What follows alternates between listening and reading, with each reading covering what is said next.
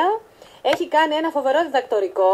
Έχει να κάνει το αντικείμενο με τη μετακίνηση των ελληνικών μικρομεσαίων επιχειρήσεων στη Βουλγαρία τα τελευταία 6 χρόνια. Τον έχουμε στην άλλη άκρη της τηλεφωνικής μας γραμμής. Κύριε Καπιτσίνη, καλημέρα. Καλημέρα, Βάσο μου. Τι γίνεται? Μια χαρά. Όλα καλά εδώ. Προκαιρία Αγγλία, συνεφιασμένη. Αλλά υπάρχει και η έρευνα.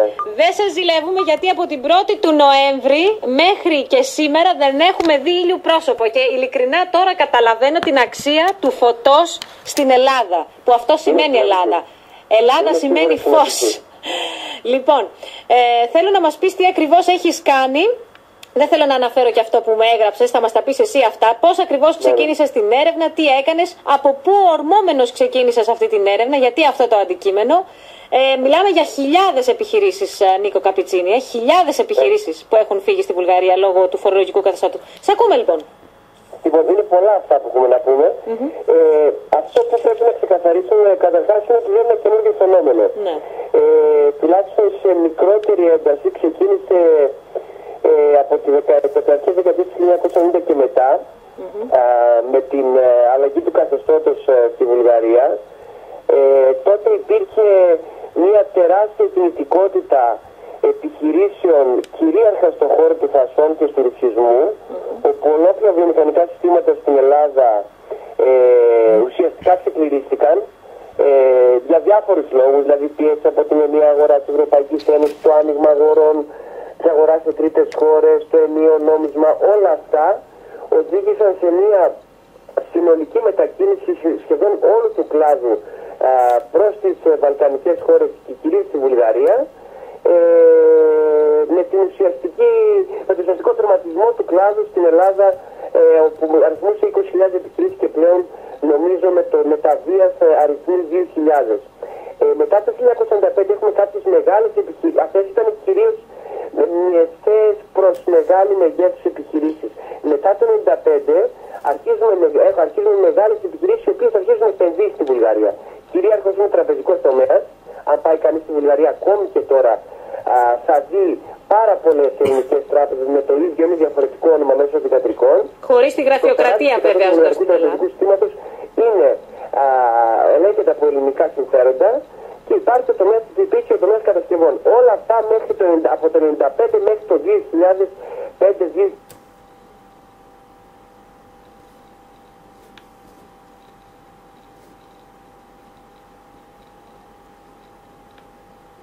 2006. Μετά το 2006, οι εκτιμήσεις αναφέρουν ότι οι επιχειρήσεις τότε ήταν γύρω στις χίλιες ελληνικές επιχειρήσεις στη Βουλγαρία. Που είναι σημαντικό μέγεθος. Απλά μετά το 2006 και με κατακόρυφη αύξηση μετά το 2009, παρατηρείται μια τεράστια αύξηση των ελληνικών επιχειρήσεων στη Βουλγαρία, όπου πρέπει να αρχίσουμε από βασικά πράγματα.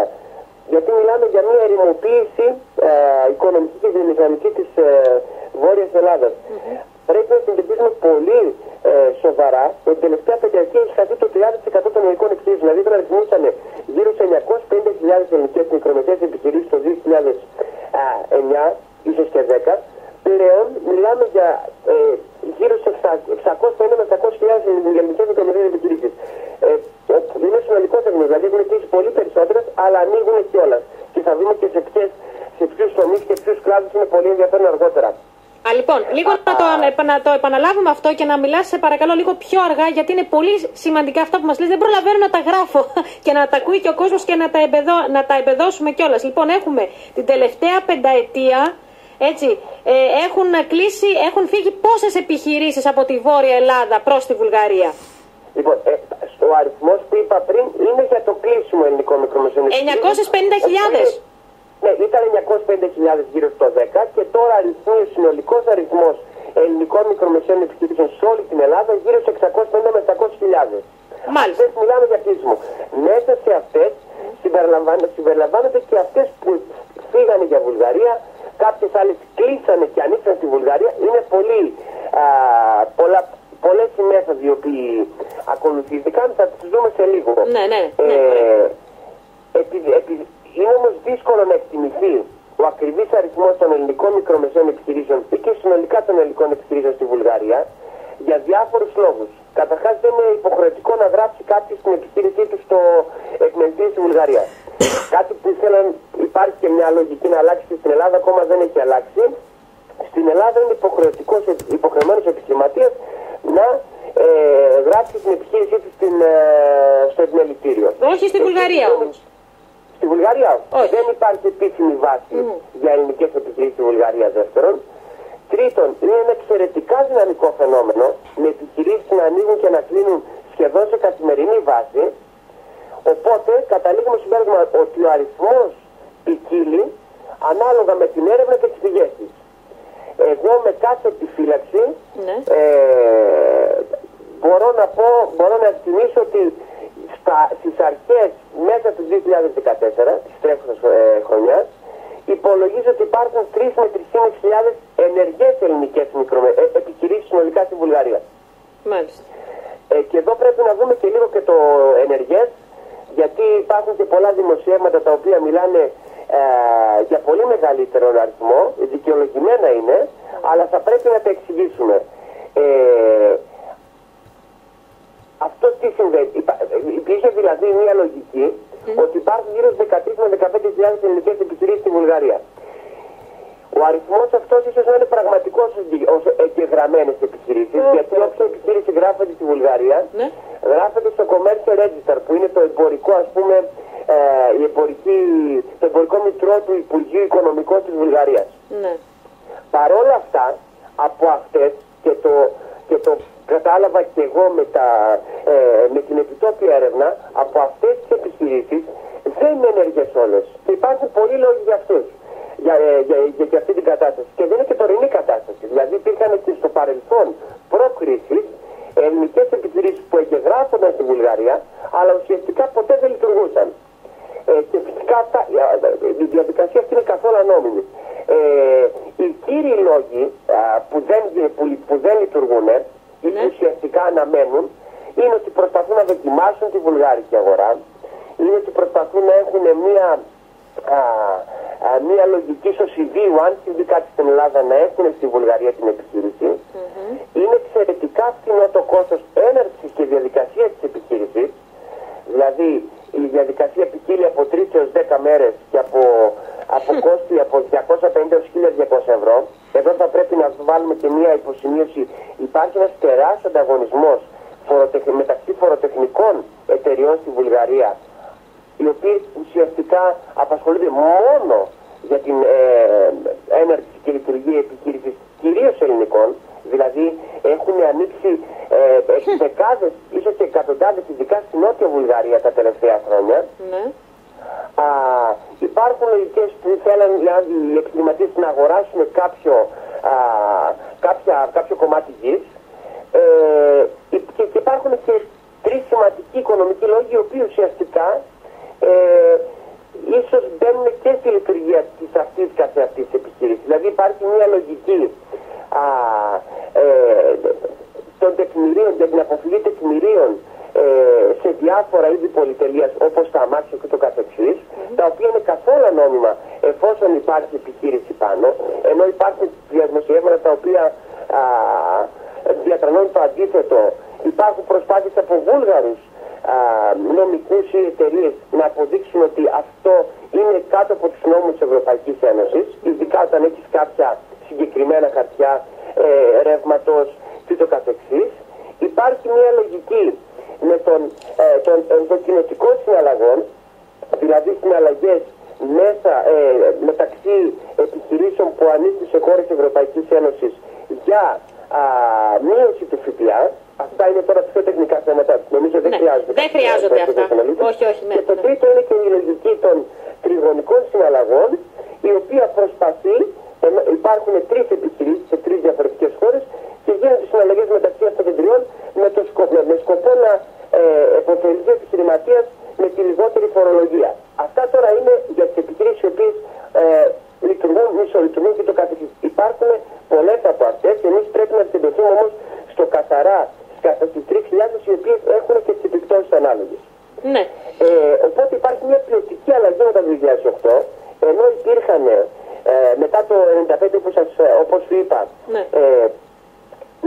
μεγάλες ελληνικές επιχειρήσεις, οι οποίες ουσιαστικά επένδυσαν στη Βουλγαρία, το είδα και σε μια σαν μια ευκαιρία, έχουμε την ποιοτική αλλαγή ότι είναι οι μικρομεσαίες ελληνικές επιχειρήσεις, οι οποίες έχουν συγκεκριμένα χαρακτηριστικά, οι οποίες άρχισαν να μετακινούνται εξ ολοκλήρου σημαντικά στην Βουλγαρία. Εδώ πρέπει να τονίσουμε κάποια χαρακτηριστικά των ελληνικών μικρομεσαίων. Η ελληνική επιχείρηση είναι η μικρότερη στην Ευρωπαϊκή Ένωση. Έχουμε το μικρότερο νούμερο εργαζομένων στην Ευρωπαϊκή Ένωση για επιχείρηση, η οποία είναι 3. Μετά πάει Κύπρος με 7. Υπάρχει μεγάλη διαφορά. Αυτό είναι διότι έχουμε την κλασική ελληνική μικρομεσαία οικογενειακή και ατομική επιχείρηση. Είχαμε μεγάλη εξάρτηση από την εξωτερική χρηματοδότηση καθ' όλη τη διάρκεια μέχρι την κρίση. Μικρό περιθώριο κέρδους. Υπήρχε μια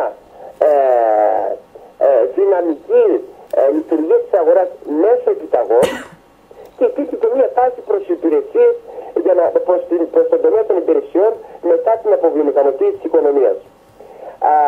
Εδώ πρέπει να σημειώσουμε κάτι σημαντικό, ότι δεν είναι ομογενής πληθυσμός οι μικρομεσαίες επιχειρήσεις. Δηλαδή υπάρχουν οι μικρές ατομικές, οι οικογενειακές και ατομικές επιχειρήσεις, οι οποίες έχουν χαρακτηριστικά τα οποία είναι κοντά στον ελεύθερο επαγγελματία και οι οποίες είναι πολύ πιο αδύναμες, και υπάρχουν κάποιες πιο δυναμικές, μικρές προς μεσαίου μεγέθους, αλλά πάντα κάτω από 250 εργαζόμενους, που είναι και το όριο για να θεωρηθούν μικρομεσαίες, οι οποίες ήταν και ίσως είναι και σε καλύτερη μοίρα. Τώρα, εγώ αυτό το ξεκίνησα, έγραψα την πρόταση αυτή στα μέσα του 2011, όταν συζητούσα με διάφορους γνωστούς μου και ειδικά με την θεία μου, η οποία είναι έχει γνώση του αντικειμένου, όπου το φαινόμενο φαινόταν ότι έρχεται, ήταν σε πολύ λιγότερη έκσταση. Η έκσταση του νομίζω η αποκορύφωσαν στα μέσα του 12, αλλά φαινόταν ότι είχε μια αυξητική τάση. Τώρα, υπάρχουν διάφορες μορφές με την οποία μπορεί να, με την οποία εμφανίζονται οι ελληνικές επιχειρήσεις στη Βουλγαρία. Καταρχάς υπάρχει η μετακίνηση ολόκληρης επιχείρησης στον ίδιο τομέα. Δηλαδή ένας επιχειρηματίας ο οποίος είχε βιομηχανία πλαστικών, τη μεταφέρει, την κλείνει στην Ελλάδα και τη μεταφέρει εξ ολοκλήρου στη Βουλγαρία. Υπάρχει μια άλλη λογική και είναι πολύ ενδιαφέρουσα, να κλείνει στην Ελλάδα η επιχείρηση και να πηγαίνει στην Βουλγαρία σε διαφορετικό όμως τομέα, όπου αλλάζει εξ ολοκλήρου και την επιχειρηματική λογική και ειδικά το αντικείμενο. Υπάρχει λογική να μην κλείνει την επιχείρηση στην Ελλάδα για διάφορους λόγους. Ο πιο εξωφρενικός είναι ότι είναι δύσκολο να κλείσει την επιχείρηση στη Βουλγαρία με τη λογική του χρωστάω, του τηρεσία και το καθεξής. Και να ανοίγει παράρτημα στη Βουλγαρία. Για να είναι έτοιμοι να γυρίσουν οποτεδήποτε, για να αποπληρώσουν χρέη, για να διευκολύνουν το εμπόριο με την Ελλάδα. Είναι πολύ σημαντικό αυτό, γιατί 54% των ελληνικών μικρομεσαίων στη Βουλγαρία, σύμφωνα με τα αποτελέσματα της έρευνας, εξάγει στην Ελλάδα. Μάλιστα. Και γύρω στο 51% παίρνει πρώτες ή ενδιάμεσες ύλες από την Ελλάδα. Οπότε αυτό μειώνει τα αρνητικά αποτελέσματα στην ελληνική οικονομία. Και υπάρχει και η λογική μετακίνηση μέρους της επιχείρησης στη Βουλγαρία, κυρίως της παραγωγής, έτσι ώστε να εκμεταλλευτούμε πάνω κυρίαρχα το φθηνό εργατικό δυναμικό, το οποίο είναι κυρίως επιχειρήσεις οι οποίες είναι ένταση εργασίας, δηλαδή έχουν μεγάλη δυναμική στο θέμα του εργατικού δυναμικού. Νίκο, εγώ έχω παρατηρήσει και το εξής, που σίγουρα βέβαια το έχεις βρει και εσύ στην έρευνα σου. Τώρα όσο περνάνε τα χρόνια, όλες οι επιχειρήσεις ανοίγουν στη Βουλγαρία και έχουν παραρτήματα εδώ. Υπάρχει αυτή η τάση. Και έχουν παραρτήματα εδώ. Φαίνεται λοιπόν ότι δεν θέλουν να κόψουν εμπορικές σχέσεις με την Ελλάδα. Τους ενοχλεί το φορολογικό. Δεν αντέχουν να πληρώνουν συνάφειες, περαιώσεις περάσαμε, τώρα έρχεται ο έμφυα ή κάποια φόρο επιτιδεύματος. Ξέρω και εγώ τι ένα της Παναγίας στα μάτια καλούνται να πληρώσουν οι άνθρωποι. Θα δούμε τώρα και τους λόγους. Ναι. Πριν πάμε σε αυτό, πρέπει να δούμε ότι οι περισσότερες ελληνικές επιχειρήσεις φύγανε από Θεσσαλονίκη και Αθήνα, γιατί είναι τα αστικά κέντρα τα οποία έχουν πληχθεί ειδικά στα μέσα χρόνια της κρίσης, δηλαδή από 11-13 κυρίαρχα, και από την άλλη φεύγουν και από τη Βόρεια Ελλάδα και κυρίως από τις περιφέρειες, τους νομούς τους συνοριακούς. Είδαμε τώρα και στην Κομοτηνή που δεν θυμάμαι πόσο καιρό έχει που έχει ανοίξει τα σύνορα στη Μακάζα. Όπου τώρα ούτε ένα χρόνο. Ακόμα περισσότερο. Ένα χρόνο περίπου. Ένα χρόνο νομίζω, μπράβο, κάπου εκεί. Αλλά για να δούμε την ένταση του φαινομένου, εγώ έκανα συνεντεύξεις με επιχειρηματίες από τα Δωδεκάνησα, από την Αρκαδία και την Αχαΐα και ακόμα και από τα Χανιά. Δηλαδή για να δούμε ότι δεν είναι μόνο, είναι κυρίαρχα και κυρίως προκρίσαν κυρίαρχα θέμα των συνοριακών νομών, αλλά πλέον το φαινόμενο εξαπλώνεται παντού και επηρεάζει και παντού. Ναι. Και τι θα γίνει? Και τι θα γίνει? Θα φύγουν όλες οι επιχειρήσεις και θα είναι στις γειτονικές χώρες και θα λειτουργούν εδώ παραρτήματα, που αυτό σημαίνει τι? Ότι χάνει έσοδα από το, εντάξει, θα πρέπει να φορολογεί το κράτος, θα πρέπει να πληρώνουμε τους φόρους στο κράτος, αλλά να είναι σύμφωνα με την φοροδοτική μας ικανότητα. Όχι να δίνουμε και το αίμα μας. Δηλαδή πάμε να γίνουμε μια χώρα παραρτημάτων. Τι πάμε να γίνουμε? Και στο κάτω-κάτω, εφόσον βλέπει η ελληνική πολιτεία βλέπει ότι δεν αντέχονται τα φορολογικά βάρη και πάνε οι επιχειρήσεις στις διπλανές χώρες, γιατί και εμείς στα σύνορα δεν κάνουμε το ίδιο για να προσελκύσουμε και εμείς που υποτίθεται έχουμε και τις δομές τις καλύτερες, να προσελκύσουμε επενδυτές, να γυτνιάζουμε με τις αγορές, παρευξήνιες χώρες, χώρες Ανατολής, χώρα πάνω Ρωσία, Ρουμανία κτλ. Ναι. Εγώ θα έλεγα ότι και από ό,τι διαπίστωσα είναι ένα συνολικό περιβάλλον το οποίο οι ελληνικές επιχειρήσεις ούτε προτιμούν αλλά κυρίαρχα δεν αντέχουν τα τελευταία χρόνια. Και δεν είναι ουσιαστικά... Νίκο, να σε διακόψω, Νίκο μου. Ξέρεις τι συναντώ εγώ κάθε μέρα στην Κομοτηνή? Ανθρώπους που είτε κλείνουν την επιχείρησή τους και δουλεύουν από το σπίτι τους και σου λέει ή θα φύγω ή θα πάω στη Βουλγαρία ή θα πάω στο σπίτι μου να δουλεύω. Ναι. Αυτό το πράγμα γίνεται. Να έχεις μαγαζί με όλα αυτά, με τα ρεύματα, με όλη τη φορολογία, δεν αντέχεις, γιατί δεν έχεις τζίρο πλέον, δεν έχεις τον τζίρο που είχες. Και επιπλέον σου βάζουν, σου φορτώνουν και επιπλέον βάρος φορολογικό. Που πρέπει να πληρώσεις και δεν μπορείς. Και με την έλλειψη του τζίρου, μου δίνεις πάσα για να εξηγήσω ότι οι κυρίαρχοι παράγοντες οι οποίοι διαμόρφωσαν ένα οικονομικό και θεσμικό περιβάλλον στην ελληνική επικράτεια, το οποίο δεν προτιμούσαν, όπως είπα, και δεν μπορούσαν να αντέξουν οι ελληνικές μικρομεσαίες επιχειρήσεις. Αν θα μπορούσαν να το αντέξουν, θα χρειαζόταν μεγαλύτερες αλλαγές στο εσωτερικό τους. Δηλαδή προσπάθησαν οι επιχειρήσεις, δυστυχώς με απολύσεις, με συνολικές περικοπές του λειτουργικού και το καθεξής να κάτσουν στην Ελλάδα, να παραμείνουν στην Ελλάδα, αλλά τελικά πολλοί δεν τα κατάφεραν. Λοιπόν, κυρίαρχοι λοιπόν λόγοι, οι οποίοι βγαίνουν από το στόμα του επιχειρηματία χωρίς εγώ να τους ρωτήσω για αυτούς, ήταν η υψηλή φορολογία και κυρίως η ασταθής, δηλαδή το 26%. Τα 800 φορολογικά μίνι μεγάλα νομοσχέδια τα τελευταία χρόνια, οι έκτακτες εισφορές και πολύ σημαντικό, η ουσιαστική κατάργηση της επιστροφής του ΦΠΑ. Δηλαδή αγανακτισμένοι άνθρωποι, οι επιχειρηματίες μου λέγανε ότι δεν μπορούσαν, περιμέναμε πάρα πολύ καιρό για να πάρουμε το ΦΠΑ. Πρώτον. Δεύτερον, αυτό είναι άμεσα σχετισμένο με το υψηλό επίπεδο γραφειοκρατίας.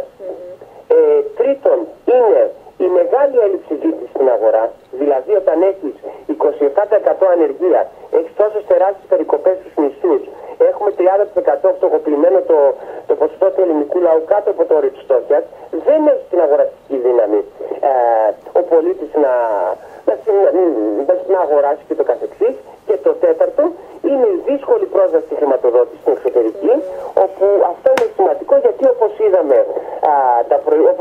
είδαμε τα χαρακτηριστικά των μικρομεσαίων επιχειρήσεων ήταν ουσιαστικά εξαρτημένες όχι για να κάνουν επενδύσεις μέσω δανείων ή επιχορηγήσεων από το κράτος ή από την Ευρωπαϊκή Ένωση, αλλά για να καλύψουν τα τρέχοντα λειτουργικά κόστη.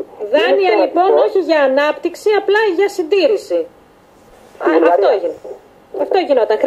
Έπαιρναν χρηματοδοτήσεις για να καλύψουν τρέχουσες ανάγκες και όχι να επεκτείνουν την επιχείρηση.